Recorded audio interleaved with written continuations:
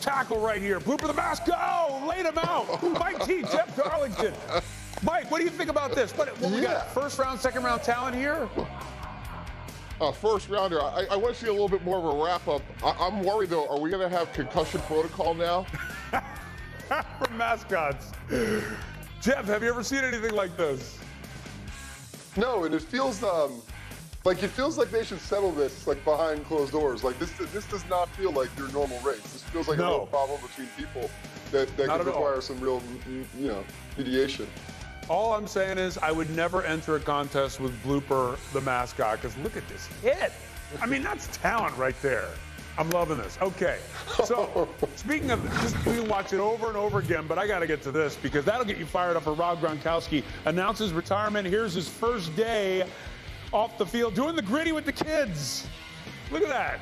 A video on TikTok saying this is his first day of retirement. And that's how Rob's life is basically going to be from here on out. And Mike, when you see this, I got to say, if life is this good after retiring, do you think Gronk is going to stay retired, or do you think there's any chance we see him back this season? 100% he's playing for the Tampa Bay Buccaneers. And all that happens is Tom Brady says, hey, Rob, time to get to work. And when Tom Brady says go, he's going to say how fast and how high. And they have a special, unique relationship. They have a chance to win the Super Bowl. And I don't think there's any doubt in my mind at some point Rob Gronkowski plays football for Tampa Bay. What, 100%? Okay, Gronk's like, okay, I guess the gritty is not going to be in his life every single day for the rest of his life. So, Jeff, what is Brady thinking about Gronk's retirement? I think Brady's fine with it and is willing to accept it. Look, when Tom Brady signed with the Bucs, don't forget that Rob Gronkowski was in his first retirement at that point. And he was going to the Bucs hoping that Gronk would come out of retirement and join him in Tampa, but not necessarily feeling like he needed it. Gronk has been an important part of this team, an effective player for this team.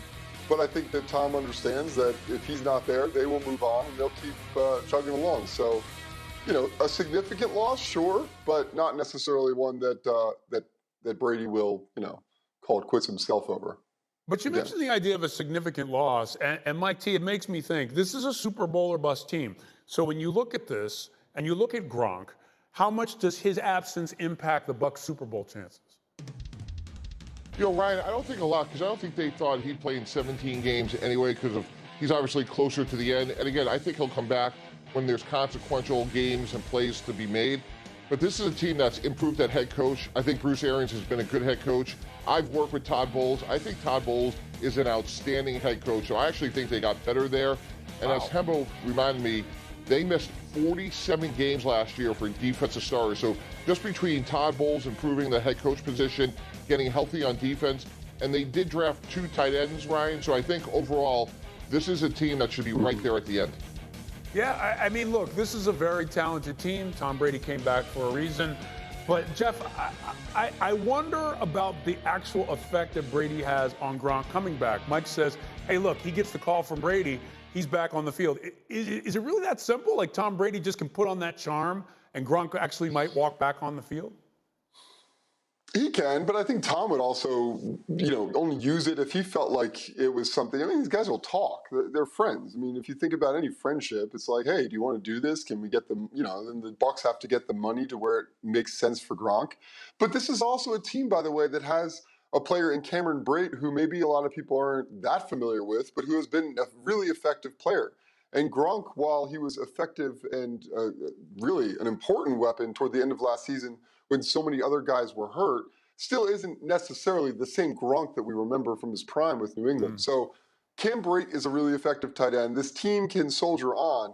And if it comes to the point to what we're talking about here, consequential games, as Mike T appropriately put it, where they feel like they need the guy, I feel like Tom could make that call. Will he? He'll feel it out. This will be circumstantial. And ultimately, he knows that down the street, a Florida man and Rob Gronkowski, newly appointed Florida man, will make his way to Tampa if he needs to. A Florida man. I don't always know if that's a good thing, but okay, there you have it. Mike, how do you think? Me and Mike T will take it. Absolutely. How do you think his absence impacts the running game, Tampa's running game? Yeah, no, that's a really fair point because he could capture the edge, and unfortunately, being with the Jets and Dolphins for so long, that's what made Gronk an all-time great. Ryan was he was great in third down, red zone, but he could capture the edge in the running game, which is really hard to do. And I agree with Jeff. I do like Cam Brate more in the passing game. So even though they have Leonard Fournette, this will hurt their running game. But let's face it, this is going to be a pass-first team when you have Tom Brady. Yeah, and that's the idea. I mean, when you have Tom Brady on your squad and you've got the weapons they've got, they still have a significant chance. So at the end of the day, it'll be interesting to see if Tom Brady ends up making that call. But right now, this team looking pretty solid. All right, guys, thanks so much. Time now to run the bases, starting with the College World Series, the last team. It's going to be really interesting to see what he does, and if he opts in, if he only does so on the condition that the Nets trade him somewhere where he wants to go. But as of right now, I sense kind of stasis after the weekend where everyone kind of went their separate ways a bit. And I do think this is a precarious situation for the Nets. I don't think this is the kind of thing where it's actually kind of calm and the media is blowing this out of proportion. I do think there are scenarios where in a week he's gone and the Durant situation is wobbly. When I think to Zach's point, if you're looking at this from the Kyrie Irving side of things, right? 2 years ago, he played in 75% of the games, played 54 or 72 games, was an all-NBA player. Last year, when he did play, he was very good when he played. Now, obviously, he didn't play for certain reasons. We'll get into that. But he was healthy, right? And if he's healthy again next year, I think he would say, I'm probably going to play somewhere in the neighborhood of 60 to 65 games. And if you're Kyrie Irving and you're playing at that number of games, playing 75, 80% of the season, he is an all-NBA caliber player. So that's why I think from his side of things, he's going to say, I should get a next contract. And that's where the rub is. The Nets say, as you pointed out in that graphic earlier, he's played in less than half the games. Why do we want to give him a full max deal? The Nets are saying we need to have some stipulations that you're going to be on the court. And Kyrie's saying, I'm a max player. And there's the rub right there. But when he was in Boston, he played a bunch of games, right? And his behavior was not condoning, assisting in helping them create a winning culture and a winning environment. Look, the guy's talent is ridiculous. And you can win a championship with him. All those things are great. But I think he's still got to be in an environment where there's a respect factor and accountability. And I'm not sure there will ever be a respect factor accountability unless KD holds him accountable. Because he's got to be held. He was accountable to LeBron James. Whether he liked it or not, he was accountable to that championship run in Cleveland, and he made big plays.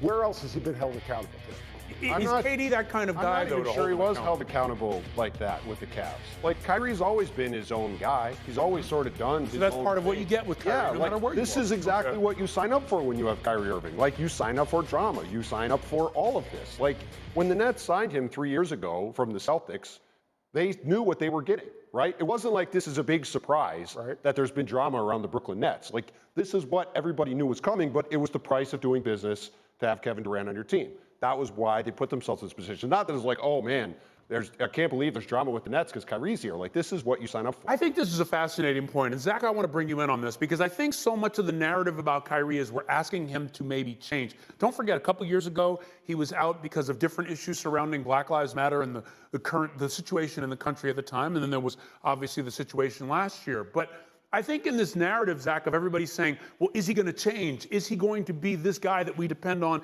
in this way? What you're mentioning is this is the guy he is. So if this is the guy he is, why not pay him the max money and say, we're going to roll with who you are, Kyrie?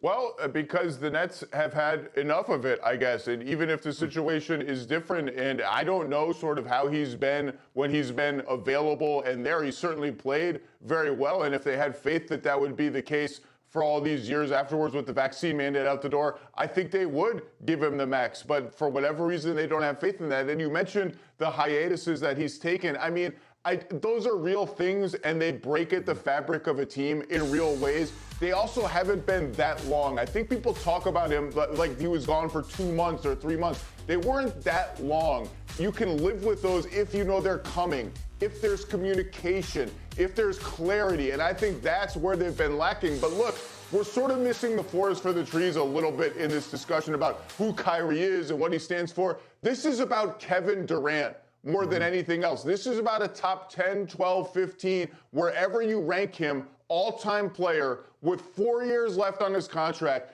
coming off a season where he was maybe the MVP 30 or 40 games into the season, maybe the best player in the league until Giannis took that mantle. That's the story here. Kyrie was the way for the Nets to get Durant, and now Kyrie's sort of situation is the lever that could pry Durant out of there potentially. That's the big story. That's the story that the other 29 teams are really watching more than anything else. You're absolutely right. Like, if you're in the Nets organization, what you're doing right now is you're sitting down, you're treating Kevin Durant like basically Aaron Rodgers wanted to be treated. You're sitting down with Kevin Durant and saying, all right, KD, look, we're going to try to make this thing work with Kyrie. If not, we'll try to find him a potential landing space. But who do you want to play with? Oh, by the way, we already have Ben Simmons. Like, first and foremost, leadership challenge for KD, get Ben Simmons on board. Ben Simmons, when the Sixers had him, they were second in defensive efficiency in the NBA. Without him, they were 12th. He's an impact player. We act like he's not even on the roster. Now, he wasn't on the roster. He's got issues. Hopefully clears those issues up. But let's not forget that you have Ben Simmons, Kevin Durant. You can add another piece, whether it's Kyrie or someone else. They could be the best team in the East, maybe. Wow. They could be. But to Zach's point, as he said, clarity is not something we have with Kyrie Irving. So clarity is probably not something we'll have. But this all is about Kevin Durant. It's why Kyrie and Kevin are on the team. It's why this is a story now. It's not about where's Kyrie going to be. It's what does it mean for Kevin Durant. So many layers to this. And don't worry, folks. We're going to get to the Kevin Durant of it all because I think you guys are right. That's really the biggest aspect of all of this. So much to cover in this story. Now, coming up, over to football.